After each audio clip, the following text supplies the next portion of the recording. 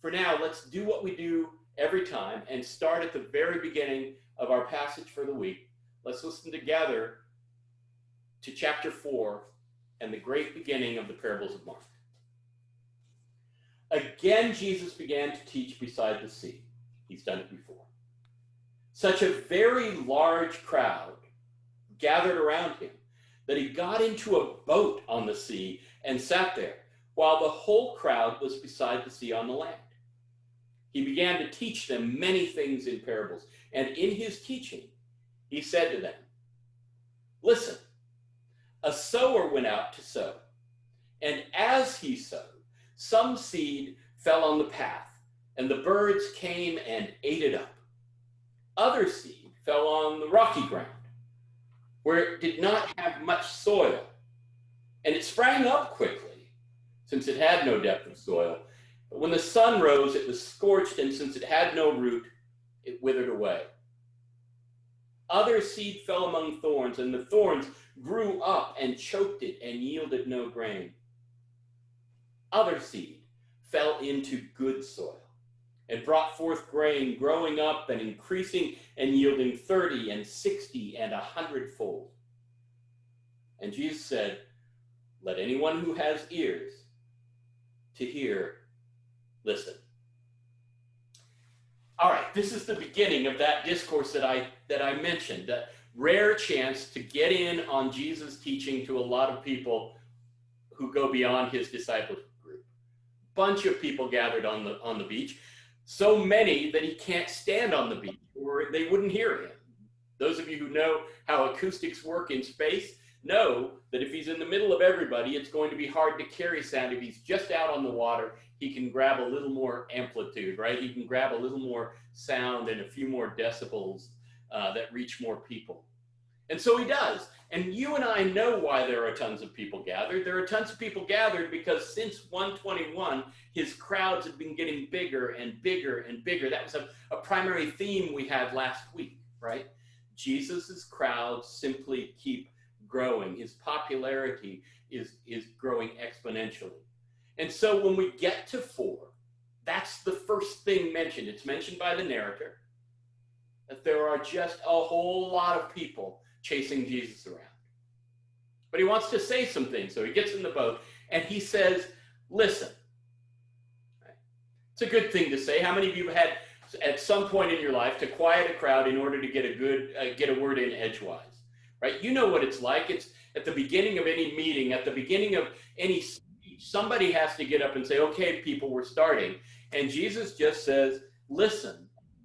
And then he tells the parable as I just spoke it, of a sower who went out to sow some seed and had different results from his seed sowing. Now, one of you mentioned before we started that you and I have a problem here with hearing this afresh. How many of you have never heard a sermon or lecture or devotion on the parable of the sower? Right? Almost all of us have probably heard not one, not two, but more reflections on this passage. We've also got 2,000 years of Christianity that stand between us and that moment on the beach.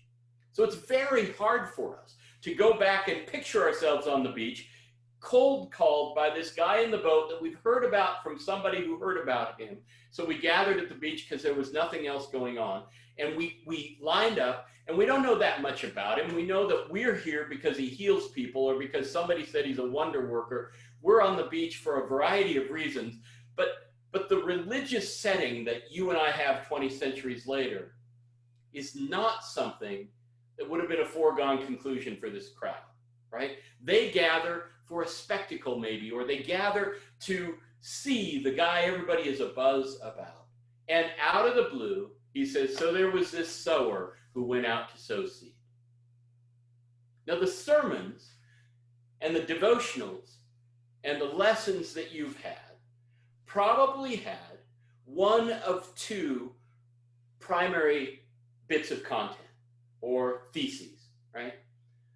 One that you may have heard is the moral of the story is let's be better soil, right? How many of you would like to be the good soil here? bearing fruit 30, 60, 100-fold, right? That's what you're supposed to feel, you feel like, in response to this. So I'm going to go home and I'm going to become better soil, whatever that looks like. And it must look like somehow hearing the word and actually responding to it, because the kind of the best seed grows up and does that. But I've already snuck in a part of the interpretation that comes from Jesus later when he's with his disciples.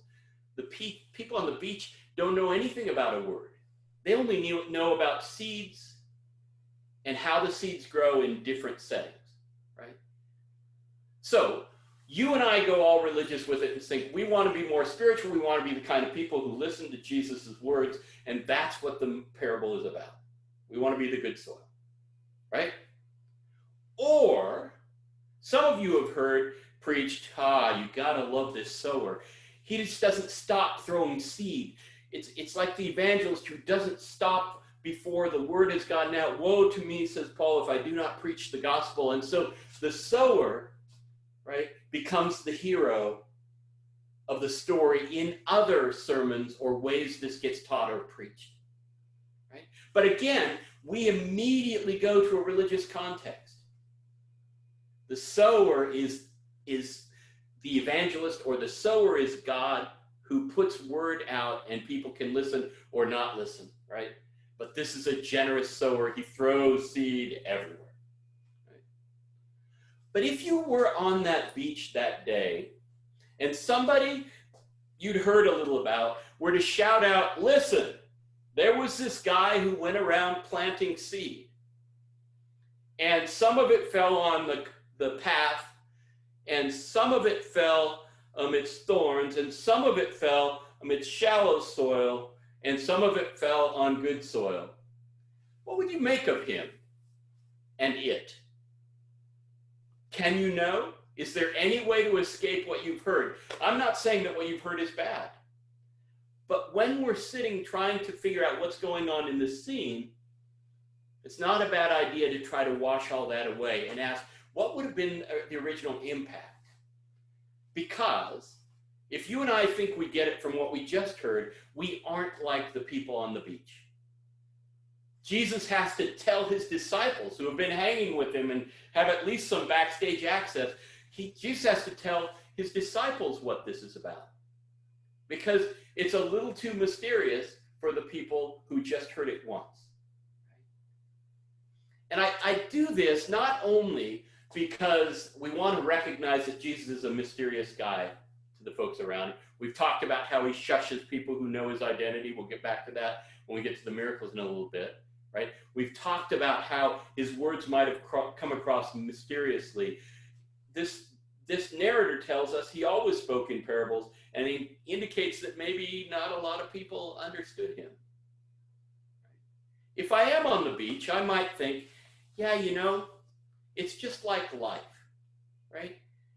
You do something for people, and some of them respond, and other people don't respond, and it usually has to do with the kind of people they are and the kind of circumstances you're in. But there are some people who get it or who respond, right?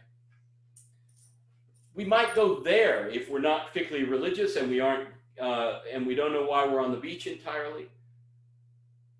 So one level on which we could read this parable or hear this parable better is as a cold call story from a guy people are still trying to figure out, right? That's what we imagine it must have been when Jesus stopped the people on the beach.